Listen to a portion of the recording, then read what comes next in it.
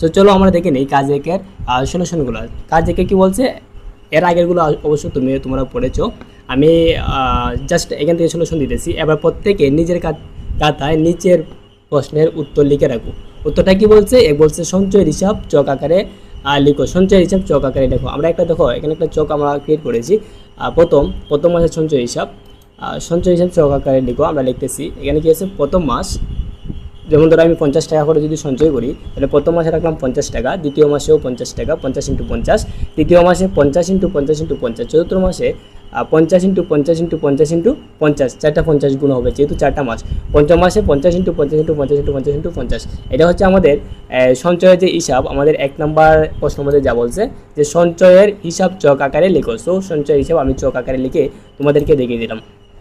এটা হচ্ছে আমাদের সঞ্চয়ের হিসাব। এখন আমরা দেখবো এর পরের প্রশ্নটা কি বলছে, সঞ্চয়গুলো কি চকের মাধ্যমে সূচক আকারে প্রকাশ করা যায়? সংখ্যাগুলো কি চকের মাধ্যমে সূচক আকারে প্রকাশ করা যাবে? ব্যাখ্যা করো। তো আমরা দেখি এইগুলো অবশ্যই সূচক আকারে ব্যাখ্যা করা যাবে। কেন ব্যাখ্যা করা যাবে, এটা আমি যেহেতু পূর্ণাঙ্গভাবে লিখি নাই, তোমরা দেখো যেহেতু এখানে 50 আছে, তারপরে দ্বিতীয় মাসে 50 × 50। তো সূচক বলতে কি বোঝায়, মানে বৃত্তি যদি একটা সংখ্যা থাকে, যেমন ধরো বৃত্তি হচ্ছে 50, আর এর উপরে যতটা পাওয়ার থাকে, মানে যতটা সংখ্যা গুণ হবে, এটারে মূলত বলে সূচক। মনে হয় এখানে 2টা সংখ্যা গুণ হয়েছে, তার মানে এটা সূচক হচ্ছে কি 2। তাহলে 50-এর যদি আমি পাওয়ার হিসেবে 2 দিই, তাহলে এটা সূচক হবে 2, আর বৃত্তি হবে কি 50। সো এটা দেখি আমরা তৃতীয় মাসের মধ্যে 50 × 50 × 50, যেহেতু 3টা 50 আছে, তার মানে প্রথম যে এখানে 3টে 50 যেহেতু আছে, তো এটা সূচক আছে কি 3।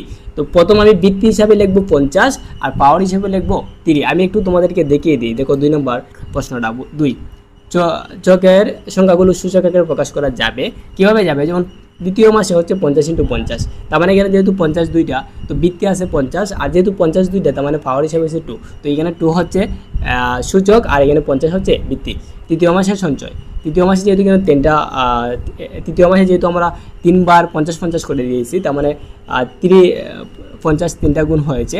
সো এখানে বৃত্তি হচ্ছে 50, আর যেহেতু 3টে 50 গুণ হয়েছে, তার মানে এখানে পাওয়ার হিসেবে আছে কি 3।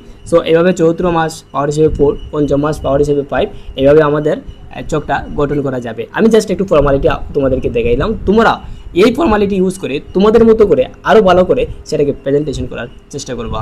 তো আমরা এখন দেখি এর পরবর্তী প্রশ্নের মধ্যে কি বলছে। পরবর্তী প্রশ্ন বলছে পঞ্চম মাসের তোমার সঞ্চয়ের পরিমাণ কত টাকা হবে? পঞ্চম মাসে তোমার সঞ্চয়ের পরিমাণ কত টাকা হবে?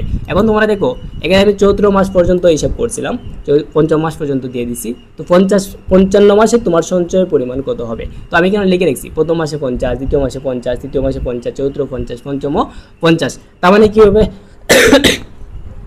এই প্রত্যেকটা 50টা আমরা গুণ দিলে যে সংখ্যা পাবো সেটা হবে আমার পঞ্চম মাসের সঞ্চয়ের টাকা। তো আমি আপনাদেরকে সলিউশনটা একটু দেখিয়ে দিই। দেখেন এই 3 নাম্বার হয়েছে পঞ্চম মাসের সঞ্চয়ের টাকা হবে। তো প্রত্যেক মাসের সঞ্চয়ের টাকাটা গুণ দিয়ে যেই সংখ্যাটা আমরা পাবো সেটা হচ্ছে পঞ্চম মাসের সঞ্চয়ের টাকা। এটাকে আমরা সূচক আকারেও প্রকাশ করতে পারি, মানে 50-এর উপর যদি 5 পাওয়ার দিই, 5 লিখি, মানে 50⁵ তাহলে এটা হবে তোমার এই পঞ্চম মাসের সঞ্চয়ের টাকা। সুপ্রিয় শিক্ষার্থী, এর পরবর্তী প্রশ্নটা হচ্ছে তোমার পরিকল্পনা অনুযায়ী টেবিলটি তৈরি করতে কত মাস সঞ্চয় করার প্রয়োজন হবে? এখন তোমরা দেখো কত মাস সঞ্চয় করার প্রয়োজন হবে। এর আগে একটা কথা বলে রাখি, আমি এর আগে যে প্রশ্ন ভিডিওগুলো আমি তোমাদেরকে দিয়েছিলাম, সেই ভিডিওগুলো অনেকটা চ্যানেলে একদম কপি করে আপলোড করেছে। সো তোমরা একটু চ্যানেলের নিচে দেখে তো bright future teaching 24 YouTube channel যদি লেখা থাকে, মনে করবা সেটা একজ্যাক্ট ভিডিও।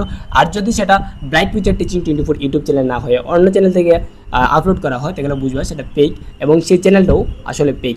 ওকে বন্ধুরা, সো আমরা এখন দেখে নিই যে তোমার পরিকল্পনা অনুযায়ী টেবিলটি তৈরি করতে কত মাস সঞ্চয় করার প্রয়োজন হবে। সো আমি একটু দেখে নিই যে পঞ্চম মাসের সঞ্চয়ের টাকা তৈরি দেখিয়েছিলাম। তো এখন দেখি, যেহেতু আমি এখানে 5টি টেবিল তৈরি করেছি, তার